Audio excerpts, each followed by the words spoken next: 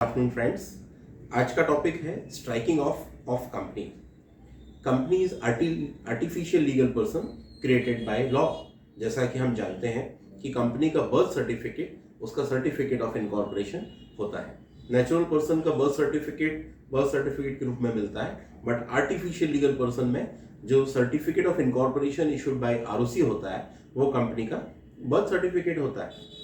और company run करती है लाइक परपेचुअल सक्सेशन एंजॉय करती है, और जब तक उसका नाम कंपनी आरओसी के रिकॉर्ड से स्ट्राइक ऑफ नहीं किया जाता, कंपनी लाइव यानी जिंदा रहती है।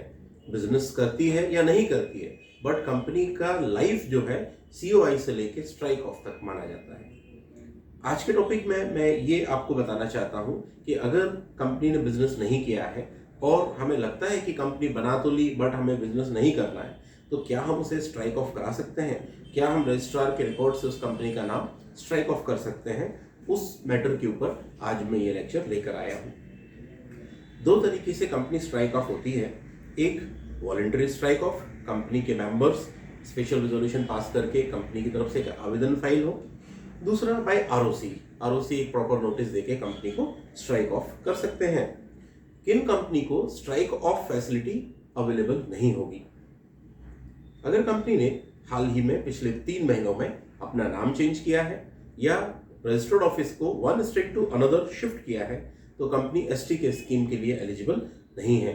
अगर कंपनी एसेट लायबिलिटीज होल्ड करती हैं, अगर कंपनी बिजनेस एक्टिविटीज में है और कंपनी ने नेशनल कंप्लेंट ट्रिब्यूनल में एप्लीकेशन लगाई है फॉर कंप्रोमाइज और अरेंजमेंट्स, तो भी ये कंपनी स्ट्राइक ऑफ के लिए वॉलंटरीली अप्लाई नहीं कर पाएंगे।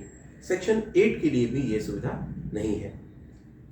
कंडीशंस फॉर स्ट्राइक ऑफ, अगर कंपनी खुद वॉलंटरीली आरओसी के पास strike off the name of company की एप्लीकेशन डालती है, तो कंपनी को 2 कंडीशन प्राइमरीली पूरी करनी है।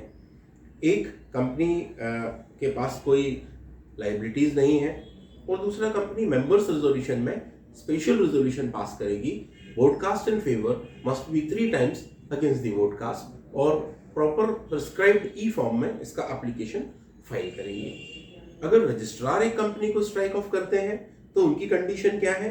अगर कंपनी ने इनकॉर्पोरेशन से 1 साल हो गया और कोई बिजनेस शुरू नहीं किया है, दूसरा, अगर बिजनेस शुरू किया पर लगातार 2 सालों तक कंपनी ने व्यापार नहीं किया है, कंपनी इनकॉर्पोरेशन से 180 दिन के अंदर जो सब्सक्राइब्ड कैपिटल मेमोरेंडम में दिखाई जाती है उसको जमा नहीं कर पाते हैं बैंक खाता खोलने के बाद, और चौथा, कंपनी आरओसी ने कभी फिजिकल वेरिफिकेशन किया और उस जगह पर कंपनी का व्यापार नहीं पाया गया, तो प्रॉपर नोटिस देने के बाद आरओसी उस कंपनी का नाम स्ट्राइक ऑफ कर सकते हैं।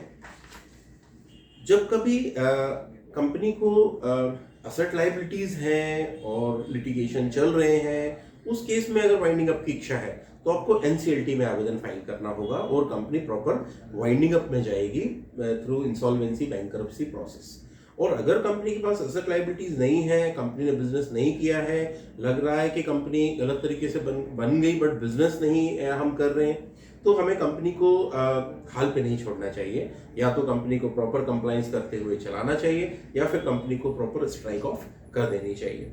बोर्ड मीटिंग बुलाएं, बोर्ड मीटिंग में मेंबर्स की ईजीएम की डेट तय करें, उन्हें प्रॉपर नोटिस सर्व करें, उसमें स्पेशल रेजोल्यूशन पास करें और STK2 form with the value of challan value of ₹10,000 पे करके STK2 फॉर्म को अपलोड करें। इस ई फॉर्म में अटैचमेंट में हमें कुछ फॉर्म्स लगाने होंगे, कुछ फॉर्मेट लगाने होंगे, जैसे indemnity bond signed by all the director STK3 form में प्रॉपर स्टैंप और नोटरी के फॉर्म में लगाना चाहिए। सारे डायरेक्टर का इंडिविजुअली ईच डायरेक्टर का एफिडेविट उसमें STK4 फॉर्म में अटैच करना चाहिए।